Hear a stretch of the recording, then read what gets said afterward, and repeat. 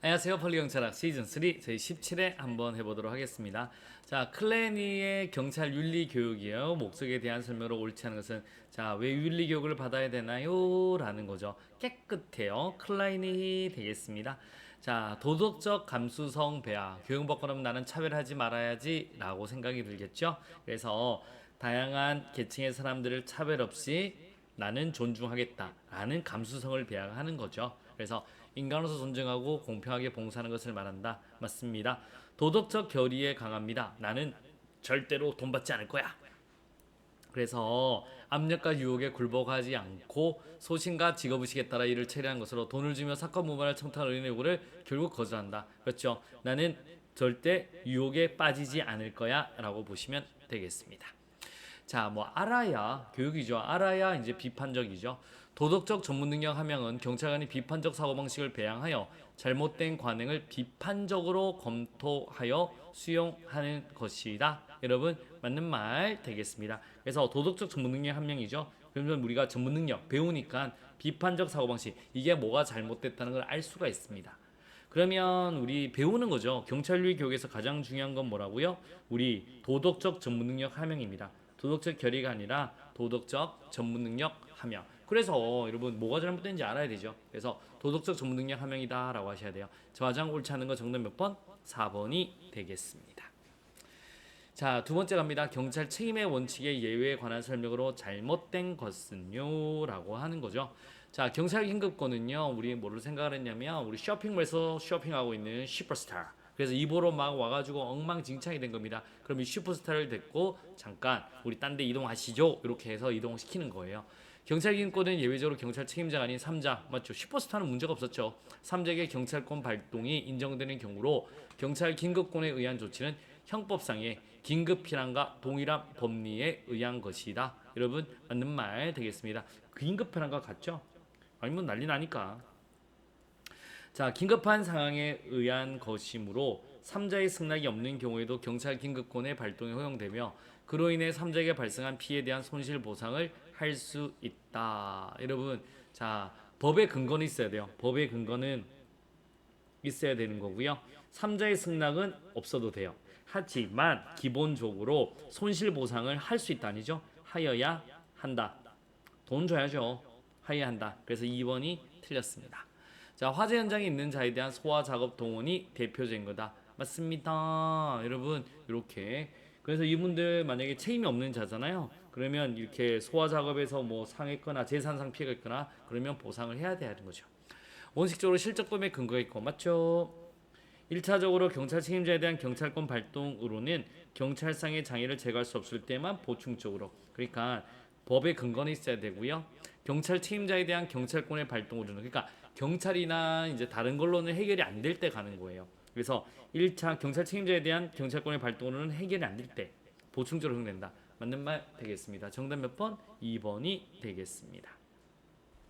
자, 3번 갑니다. 다음은 범죄 통제 이론을 설명합시다. 가장 적절하지 않는 것은요. 자, 일상활동입니다. 코인과 팔순이죠. 대감자 세 가지입니다. 그런데 범죄 유발의 사유서, 여러분 자동기기로 쉬지, 자동기기로 쉬리, 이거는 쉬리입니다. 쉬리. 그래서 보세요. 쉬리 같은 경우는 범행의 동기가 있어야 되고, 그래서 누가 날 벌하지 않고, 그래서 사회적 제재로부터 자유가 있어야 되고, 그 기회가 있고 기술이 있을 때 범죄를 저지른다고 했고요. 일상활동 이론은 대감자입니다. 대감자. 대감자. 오케이 여러분, 대감자 이렇게 대감자 비바 비바 비바, 대상이 있고 감시자의 부재가 있고요. 우리 누구나 잠재적 범죄자예요. 요 세 가지 요건입니다. 자, 로버트 샘슨과 자, 동료들은 이제 샘슨, 오케이, 지역 주민 간의 상호 신뢰 또는 연대감과 범죄에 대한 적극적인 개입을 강조하는 집합이 효율적이다. 맞습니다. 로버트 샘슨. 그래서 집합이 효율적이다 라고 주장했다. 맞는 말 되겠습니다. 취름이 갱생입니다. 결정론적 인간관에 입각하여 특별 예방 효과. 요거는 우리 개인 차원의 범죄를 연구했을 때 우리 고전적하고 실증적이잖아요. 요 실증주의에 해당됩니다. 실증주의. 누구나 그렇게 그런 사회에 있으면 범죄에 저질 수밖에 없어. 그러니까 불쌍하잖아. 그래서 뭘 해야 되냐면 치료랑 갱생해야 되죠. 그러니까 어쩔 수 없이 결정된 거예요. 그래서 특별 예방 효과다라고 보시면 되겠습니다. 요 실증에 대한 이야기 되겠습니다. 그 다음에 또 한번 갑니다. 억제 이론은 폭력과 같은 충동적 범죄 적용하는 한계가 있다. 억제 이론은 요 고전적이거든요. 왜냐면 비용 편익 분석에서 범죄 발생하니까 팡 피해버려야 되는데, 근데 이게 설명이 안 되는 게 막 눈 돌아서 범죄 일으키는 게 설명이 안 돼요. 그래서 충동적 범죄가 적용하는데 한계가 있다. 맞는 말 되겠습니다. 정답은 몇 번? 1번이 되겠습니다.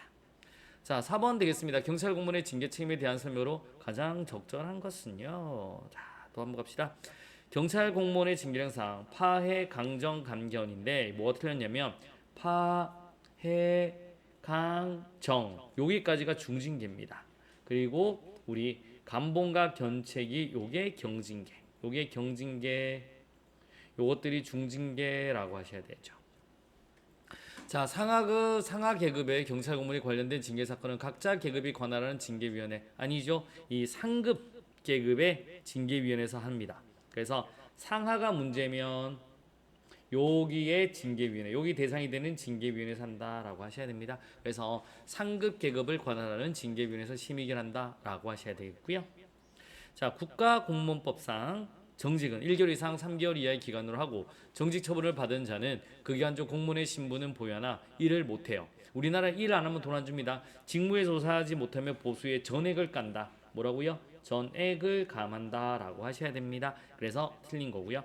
4번 한번 갑니다. 경찰공무법상 경무관 이상의 경찰 공무원에 대한 징계 의결은 국가공무원법에 따라, 여러분 국가공무원법에 따라 자, 국무총리 소속으로 설치된 징계위원회에서 한다. 맞는 말 되겠습니다. 우리 요거 그린 거 혹시 기억나요? 요렇게 그린 거 기억나요? 요렇게 요렇게. 그래서 우리 경무관 이상이죠.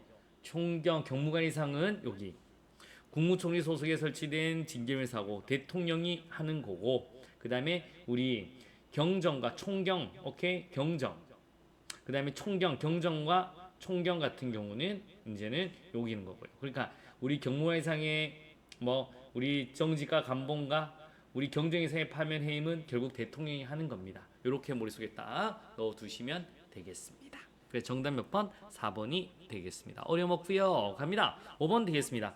다음 성매매, 알선 등 행위 처벌에 관한 법률에 대한 설명입니다. 틀린 것은요.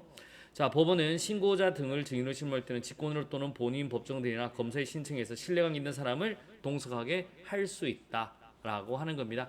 그래서 우리 이런 성매매 같은 경우는 이렇게 동석하게 할 수 있다. 그다음에 성폭행은 동석하게 해야 한다. 성매매, 알선 등의 행위는 이게 포주죠. 알강, 권유, 장자, 토건. 알, 강, 권, 유, 장, 자, 토, 건. 오케이? 맞습니다. 그런데 여러분 뭐가 틀렸냐면 이게 성매매에 이용됨을 알면서 정보통신망을 정하는 행위는 이게 안 들어가요. 정보통신망. 그래서 우리 성매매 행위란 성매매를 알선, 권유, 유인, 강요의 행위, 성매매 장소를 정하는 행위, 성매매를 제공하는 사실하면서 자금, 토지 등의 건물 정하는 행위까지 맞는데 성매매에 이용됨을 알면서 정보통신망을 제공하는 행위는 이게 안 들어간다고요. 그래서 요거는 통신망을 제공하는 행위를 하는 것, 요건 안 들어갑니다. 그래서 2번이 틀린 겁니다. 자, 3번 한번 갑니다. 성을 파는 행위 또는 형법 245조에 따른 음란 행위를 하게 하거나 선고 행위 등 음란한 내용을 표현하는 사진, 영상물 등의 촬영 대상으로 삼을 목적으로 위계, 위력, 그 밖에 이에 준하는 방법으로 대상자를 지배, 관리하면서 3자에게 인계하는 행위는 성매매 목적 인신매매에 해당된다. 맞습니다. 딩동댕동 되겠습니다.